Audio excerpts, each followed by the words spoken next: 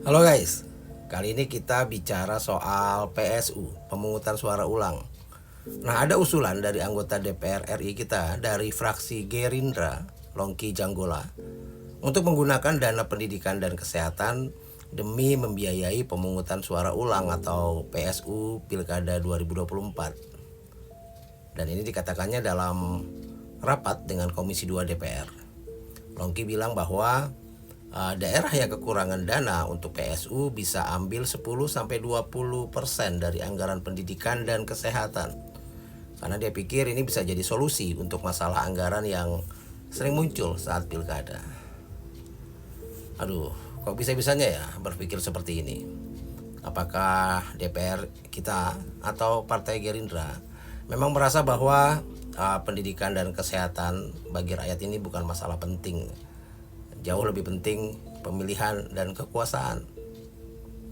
Karena begini, usulan ini terkesan sangat egois ya, dan sangat tidak peka terhadap kebutuhan masyarakat.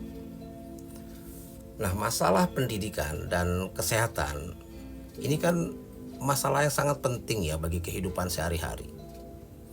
Menggunakan dana dari sektor ini untuk kepentingan politik jelas sangat tidak etis. Dan pasti akan merugikan banyak orang, terutama masyarakat ya, terutama anak-anak dan orang-orang yang bergantung pada layanan kesehatan. Dan saya rasa mengambil dana pendidikan dan kesehatan untuk tujuan lain justru malah bisa melanggar undang-undang.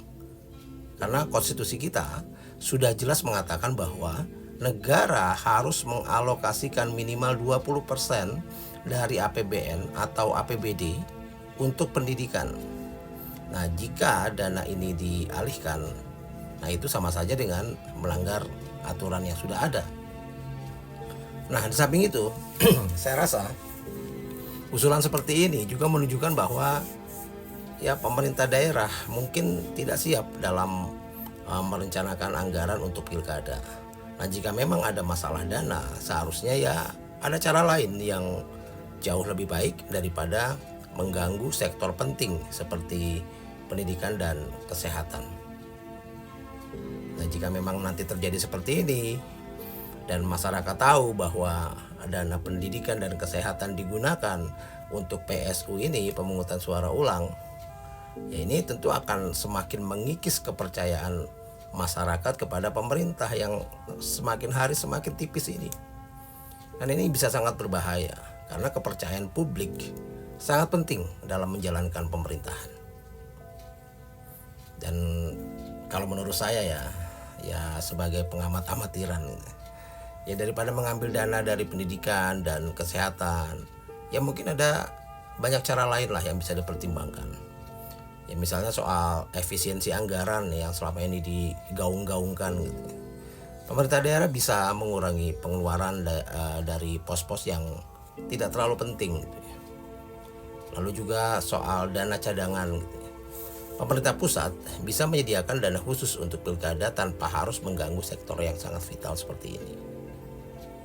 Atau mungkin bisa dengan kerjasama dengan pihak swasta, melibatkan perusahaan swasta melalui program tanggung jawab sosial mereka untuk membantu pendanaan PSU misalnya.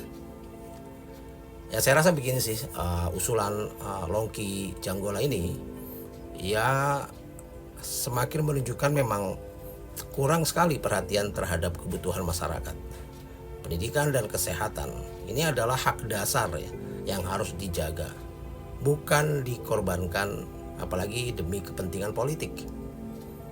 Karena kita perlu memastikan bahwa keputusan-keputusan yang diambil oleh para pemimpin politik harus selalu mengutamakan kesejahteraan rakyat. Salam.